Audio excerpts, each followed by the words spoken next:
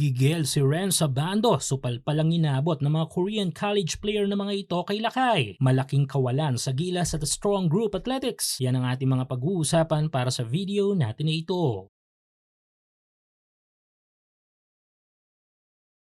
So dalawang malalaking laban para sa magkaibang basketball team representative natin this month sa magkaibang Asian Basketball Tournament. Ito nga yung Gilas Pilipinas para sa second round ng FIBA World Cup Asian Qualifiers at ang Strong Group Athletics para naman sa 45th William Jones Cup. Pareho malaking bagay sa atin ang mga laban na ito at paniguradong kakabangan upang makapagbigay tayo ng malaking suporta para sa ating mga national team representative. Pero alam nyo ba na sa dalawang parehong kupunan na ito ay may isang malalaro na parehong hindi kinuha ang kanyang serbisyo? Well, heto nga'y walang iba kundi ang high flyer KBL champion Pinoy player na si Ren Sabando. Yes, parehong bahagi sila kaya ng programa ng Gilas at SGA. Sa Gilas ay naging parte si Abando sa historical stint ng Gilas Pilipinas noong 2023 World Cup kung saan ay nagpakilala ito sa harapan ng mga international crowd ng basketball sa buong mundo. Dito ay na-expose nga ang mataas na athleticism ni Ren Sabando sa kabila ng kanyang pagiging purong Pinoy na manlalaro. Suportahan ang iyong paboritong kupunan sa NBA, PBA, MPBL, FIBA at iba pang mga basketball league sa Asia. Para malaman ang mga available na promote offers, gamitin lang ang promo code na PLAYW1X.